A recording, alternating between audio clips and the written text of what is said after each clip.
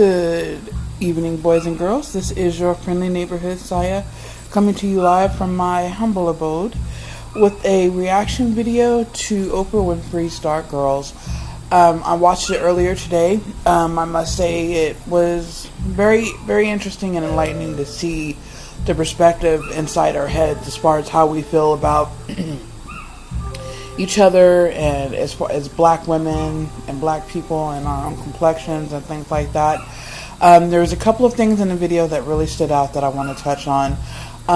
One is they sat down a little girl in front of a picture of a little girl, but in different complexions, all the way from light or the fairest skinned, a little bit darker, a little bit darker, a little bit darker, and darkest. And they asked the little girl to pick out the lightest child and the darkest child, and she went respectively to each end of the spectrum, so that demonstrated she knew the difference between light skin and dark skin. And she also mentioned the little girl, she was no more than 6 years old, and she mentioned that she does not like being called black because she thinks that other people feel that black people are ugly. And that kind of blew me away. And, it made me realize that, it's still here, period. All those issues and everything like that, there's still a lot of work to be done. And the other issue is, a statistic that showed up: 41% of black women in the United States have never been married, while only 20% of white women in the United States have never been married. And then to further that's basically, there's another statistic out there that 70% of black women are single. And it really plays into the whole dating arena. In terms of how we think about race and skin tone and things like that because of children. You hear people say, if I have kids, I want my kids to be lighter than me, or if I have kids, I want my kids to be, look like me, like have my complexion. And this is something that really, really comes into play in interracial relationships. No matter how you feel about it, whether you agree with it or don't, it has an effect on society because more and more people are exploring interracial relationships. And not only that, there's a lot of kids out there that are from biracial parents. And, you hear it all. High yellow, light bright, damn near bright, red bone, a darky, all of that. And it's just, sometimes it's not meant to be derogatory, but sometimes nothing good comes of it, I guess. There's the only thing to say. And while I was watching the video, I was reminded of a social experiment that I did, a long, long time ago, and when I used to be an employee at McDonald's. They had these Happy Meal toys that were hole punch dolls. And what you do is you take a piece of paper and you slide it in the slit in the doll's feet. Push down and it creates a hole punch pattern, like a little heart or a little star. And they had two different dolls. They had a little blonde-haired, blue-eyed doll, and they had a little chocolate doll. Brown skin, brown hair, brown eyes. And so I decided I was going to mix things up a bit. So I would take the little chocolate doll and send her home with a vanilla family, and I would take the little vanilla doll and send her home with a chocolate family, just to see what would happen. I know it sounds weird or whatever, but I wanted to see people's reactions. I really wanted to know what would happen, and I noticed two things. One, maybe all of one black parent brought up the blonde-haired, blue-eyed doll and said, "Can I get another doll? Can I, or can I get another toy altogether?" That's interesting, and that's very important to us. And maybe I'll get to that. I don't know if I have enough time, and the second thing was this little girl You know, she was a little towhead creature, little white girl. She grabbed her mom and brought her toy up to the counter, and I just so happened to give her the right doll. So she had a little blonde hair, blue eyed doll, little white girl. And she brings her toy up to the counter with her mom standing beside her. And she places the toy on the counter, and she looks up at me. She says, "Can I get another dolly?" She's like, "I want one that looks like you." Blown away. Blown away. Couldn't believe it. It was a very unique moment in history, I must say. But, I mean, you realize that it has an effect on how we think about one another. And, I mean, there's all kind of horror stories about how light-skinned girls were treated. You know, light-skinned girls will share stories about how they were bullied and picked on, and you know, all the kind of things happened to them because, you know, dark-skinned girls think that the light-skinned girls are running around thinking that they're cute. You know what I mean? And the light-skinned girls, you know, they feel like they don't fit in, like they're not black enough. And, you know, the dark-skinned girls, they have the same stories, how they feel like they didn't fit in, how they were always called ugly and teased and things like that. And they never were able to develop a sense of self-love and a self-appreciation, and just continued on not liking the skin that they were in. And I feel that that's very, very unfortunate. There were so many beautiful people. There was so much footage of beautiful people in this documentary. It was amazing. I mean, we're beautiful. You know what I mean? Like, people are just beautiful creatures. There's so many varieties. There's so many different things about us. No matter what race, no matter what gender, we're just beautiful. You know what I mean? And it takes so much for us to be able to see that.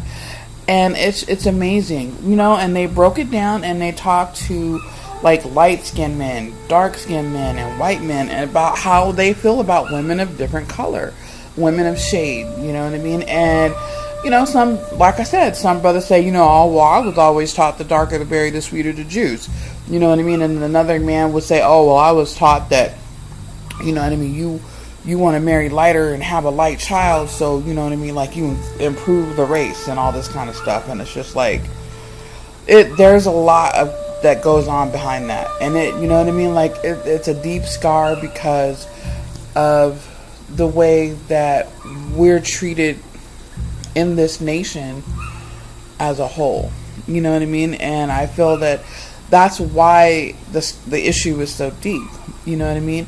And they interviewed a couple of white men that had married black women, and they basically said, you know, I basically fell in love with the person that she is. You know, I didn't decide like, oh, you know, I want to get the darkest, the realest, and all this kind of stuff. But that's where I stand. You know, you love who you love, and you just basically get to the point to where you are comfortable with yourself and you don't discriminate against anybody else.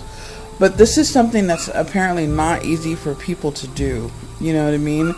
And it gets to the point to where we have to work through all these issues in order to be able to come together. You know what I mean? Like, I feel like if you are the type of person that makes a decision you don't want to date outside of your race, or you don't want to date your race, number one, I can't judge you because I'm not you, and B, there could be any number of reasons why you feel the way that you feel. You know what I mean? Like, personally, I have a preference. I truly do. And the funny thing about that is my preference has changed. You know what I mean? Like, I grew up, you know, without a lot of stereotypes. You know what I mean? Albeit, you know, my relatives were able to say, hey, look, it's not that you shouldn't date outside your race. It's that we can guarantee that dating outside your race is going to complicate your life. That was the message that I received. And that, in other words, like, if you date inside your race, your life is going to be just a little bit easier. And that makes sense, and that's definitely something that comes into play when you deal with being in a relationship, marriage, and having children. Because when you have a child that is biracial, like 100% biracial, two genetic contributors of different races. And that parent sees the struggle that child goes through, and it breaks that parent's heart, because it's a struggle to include them. It's a struggle to make sure that the other race feels that they're just as viable. You know what I mean? And then, like, with black people, that's one thing about us. If there's even 1% of black genetic material within that person, they're black. It doesn't matter. They're black. That's the one drop rule. That's real. It doesn't matter, because we include you. We don't want to exclude. You know what I mean? We're gonna say, you know what, you're one of us. You don't have to worry about where you stand. We want you to know that you're one of us. And I feel that was something that was done to basically kind of help ease the heartache, because, like, am I this or I am that? When that biracial child asked that question, the true answer is both. But because of the other side, one side may not be fully accepting. And that's just the harsh reality of it. And it's been that way for, since the beginning. And it's something that has to be worked on, especially when it comes to dating. You know what I mean? And those issues are something that I often wonder about, how people think about it. And there was a book that I read called Kindred, and it was about a black woman who was married to a white man, and she had an experience where she kept being pulled back in time to save an ancestor who happened to be white, a white slave owner in the antebellum South. She basically traveled back to the 1800s, and he was her great-grandfather. And he was always getting in trouble. And when he got in trouble, he somehow was able to pull this woman back into the past in order to save his life. And he ended up falling in love with her. But she knew that was her great-grandfather and nothing should happen. But at the same time, she still had to stay close to him to protect him, to make sure that she would be born. And there was a part of the book where she was pulled back in time, and she was knocked out, and she came to, and she realized that she was, in a field somewhere, laying on the side of the road, and that there was a slave owner approaching, a white man. And it talks about how she was not able to move or anything like that, and the slave owner approached her and saw her, and was gonna, try to help her out, but he picked her up, and the book detailed how he looked upon her with disgust. And when I read that passage, I was just like, is that how the world views me? It's a question that I've asked myself a lot. You know what I mean? And it's one of those things where you realize that there is a difference in how you perceive yourself and how other people perceive yourself, how other people perceive you.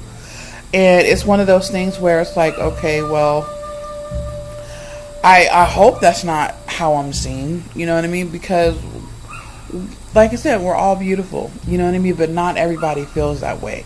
And it was just really, really interesting to get a first-hand look at some of the experiences that we've gone through in the past. And it's just another reminder that there's a lot of work that needs to be done. You know what I mean? Like, I'm hopeful to find somebody and get married. You know what I mean? Like, I know it's not the end all be all. I'm not holding my breath, and I'm still trying to live my life, but it is important, and there's other considerations.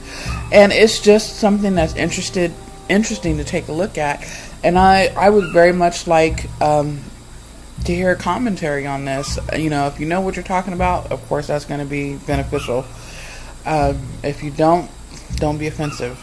You know what I mean? It is a sensitive issue. But I definitely would enjoy dialogue and commentary.